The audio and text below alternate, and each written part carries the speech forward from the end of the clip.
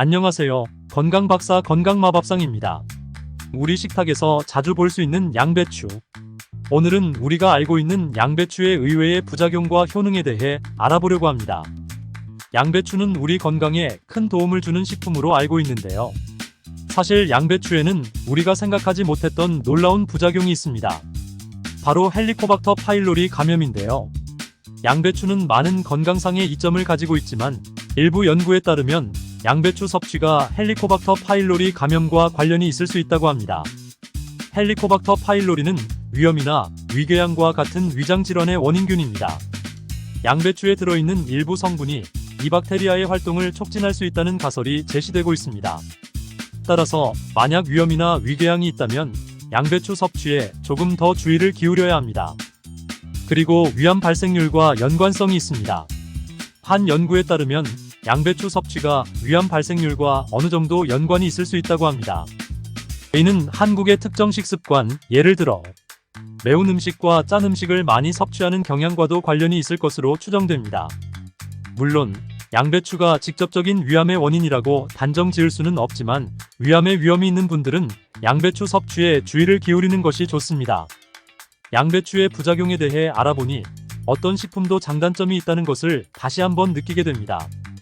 양배추의 효능을 최대한 활용하면서 부작용을 최소화하기 위해서는 양배추를 섭취하는 방법과 양에 주의를 기울이는 것이 중요해요. 그래서 오늘은 양배추를 먹지 말아야 할 사람들에 대해서도 알아보겠습니다. 양배추에는 비타민 K가 매우 풍부하다는 사실 알고 계셨나요? 비타민 K는 혈액 응고에 중요한 역할을 하는데 이것이 바로 문제가 될 수 있습니다. 특히 아스피린이나 와파린 같은 항응고제를 복용하는 분들이라면 조심해야 합니다.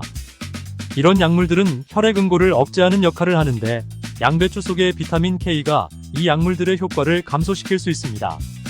즉, 양배추를 많이 섭취하면 혈액 응고가 촉진될 수 있어 복용 중인 약의 효과가 떨어질 수 있습니다. 항응고제를 복용하시는 분들은 양배추 섭취 전에 반드시 의사와 상의해야 합니다. 의사는 여러분의 건강 상태와 약물 복용 상황에 따라 양배추를 얼마나 섭취해야 하는지 조언해 줄 수 있습니다. 양배추를 먹으면 안 되는 사람들의 경우 양배추의 효능을 누리기 위한 다른 대안을 찾는 것이 좋습니다. 예를 들어 양배추와 비슷한 영양소를 가진 다른 채소를 선택하거나 의사의 조언을 따라 안전하게 섭취할 수 있는 양을 조절하는 방법이 있습니다. 한편 갑상선 기능 저하증이 있는 사람에게도 좋지 않습니다. 양배추에는 요오드 흡수를 방해하는 물질들이 포함되어 있습니다. 요오드는 갑상선 호르몬을 생산하는 데 필수적인 미네랄인데 양배추의 특정 성분이 이 요오드의 흡수를 방해할 수 있습니다. 갑상선 기능 저하증을 가진 사람들의 경우 이러한 요오드의 흡수 방해는 갑상선 호르몬의 부족으로 이어질 수 있습니다. 갑상선 기능이 저하된 분들은 양배추를 섭취하기 전에 의사와 상담하는 것이 매우 중요합니다. 의사는 갑상선 호르몬 수치와 요오드 섭취량을 고려하여 양배추 섭취 여부와 양을 조정하는 데 도움을 줄 수 있습니다. 또한 갑상선 기능 저하증이 있는 경우 요오드 함량이 높은 식품을 함께 섭취하거나 의사의 지시에 따라 요오드 보충제를 복용하는 것도 한 가지 방법이 될 수 있습니다. 갑상선 기능 저하증을 가진 분들에게 양배추는 신중하게 고려해야 할 식품입니다. 양배추의 효능을 즐기면서도 건강을 지키기 위해선 의사와 상의하여 안전하게 섭취하는 방법을 찾는 것이 중요합니다. 대장 건강에 대해서도 알아보겠습니다. 양배추는 식이섬유가 풍부한 식품으로 대장 건강에 아주 좋습니다. 식이섬유는 장내 미생물의 균형을 돕고 소화를 촉진하는 역할을 합니다. 실제로 양배추 한 컵 약 89g은 2g의 식이섬유를 제공하는데 이는 일일 권장 섭취량의 약 5에서 10%에 해당합니다. 장내 좋은 박테리아의 성장을 촉진하고 정기적인 배변 활동에도 도움을 줄 수 있습니다. 하지만 양배추는 대장이 민감한 사람들에게는 문제를 일으킬 수 있습니다. 양배추가 발효되면서 생기는 가스는 일부 사람들에게 복통, 가스, 팽만감을 유발할 수 있습니다.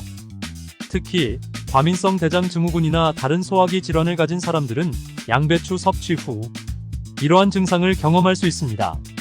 이런 경우 양배추 섭취량을 조절하거나 익혀서 먹는 것이 좋습니다.